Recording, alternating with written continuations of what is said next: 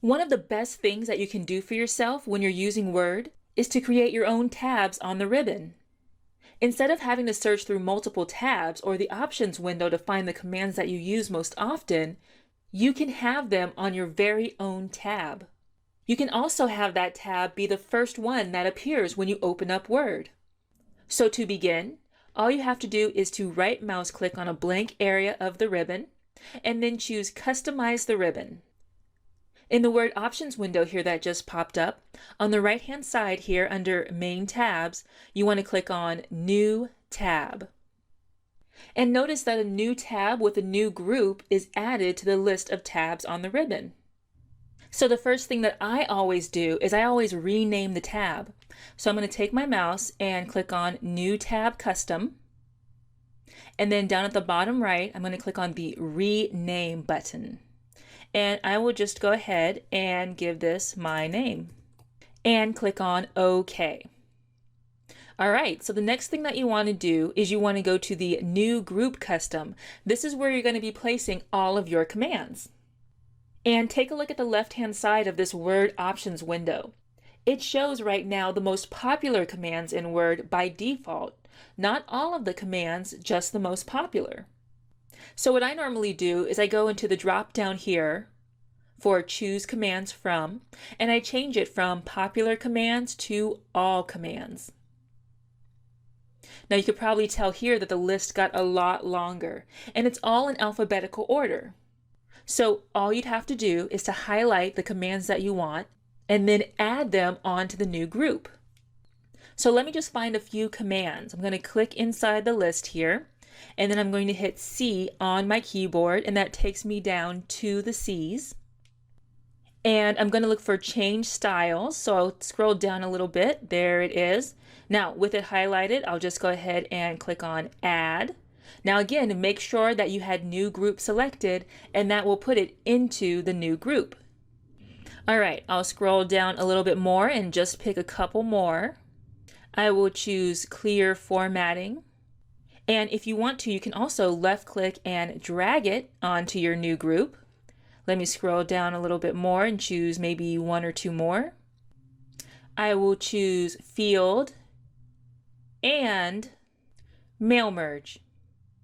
All right, I'll go ahead and add that.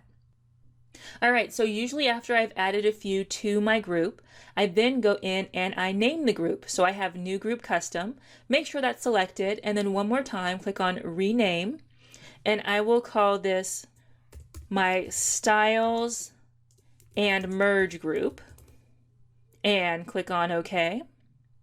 And if I wanted to add in another group, that's just a matter of going down here to New Group, giving a click, coming back over, you can add in more options here.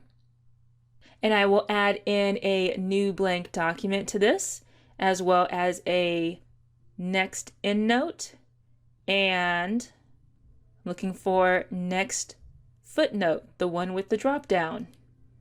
And I will add that.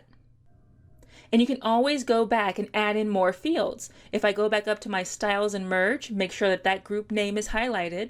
I can then click on New Style and add that to my Styles and Merge section. All right, I'm going to go to my new group and really quickly just rename this. I will call this Docs and Ref for Docs and References. All right, I'll go ahead and click on OK. Now, within your groups, if you wanted to rearrange your commands, you can do that. I have my Change Style and New Style, and then I've got Clear Formatting up here at the top. I want that to be with my style, so I'll click on that, and then I will use this down arrow here on the right-hand side to just move that down.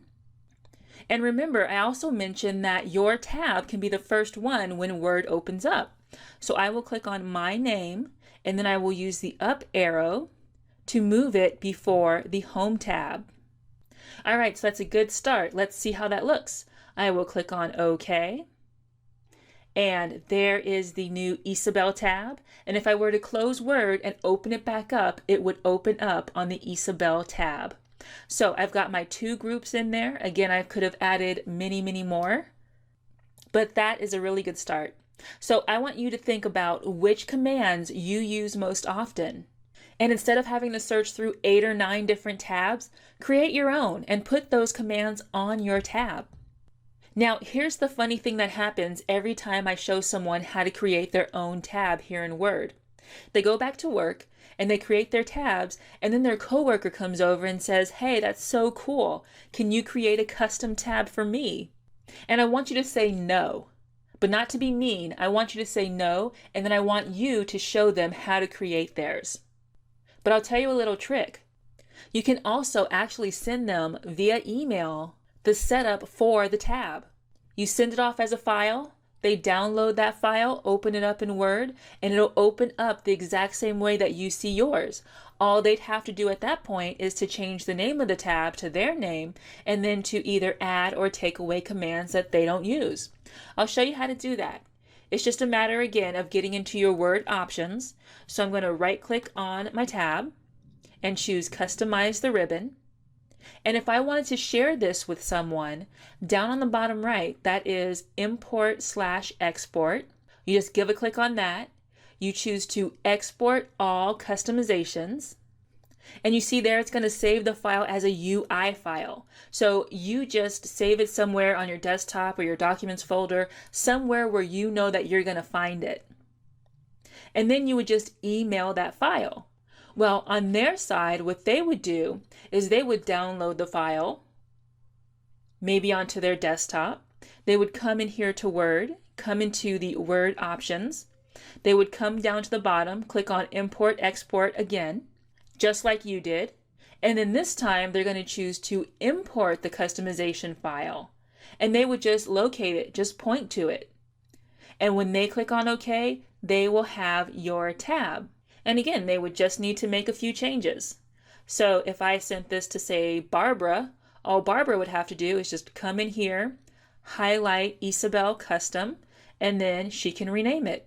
She can go into the different groups and either remove right here in the middle or find what she needs and add them. That's it. It's pretty cool. Now, if there ever does come a time where you want to get rid of your tab, there's a couple of different things that you could do. You could simply hide your tab by unchecking it here in the list. So it still exists, it just won't show up by default. Or you could come down here to Customizations, and there is a Reset All Customizations. When I go ahead and click on that, it asks me if I'm sure, if I want to delete the ribbon and the quick access toolbar customizations from my program. So it's not just one, it's both, ribbon and quick access. If you haven't customized the quick access toolbar, don't worry about it. Now I have, so what I'm going to do is choose no here, and I'm just going to hide my tab. And then click on OK. All right, and now the ribbon looks like it's back to the factory standard. But it's just hiding, and I can always bring it back if I want. So really, now you have no reason to ever hunt and peck and look for commands that you need. All you have to do is just create your own tab.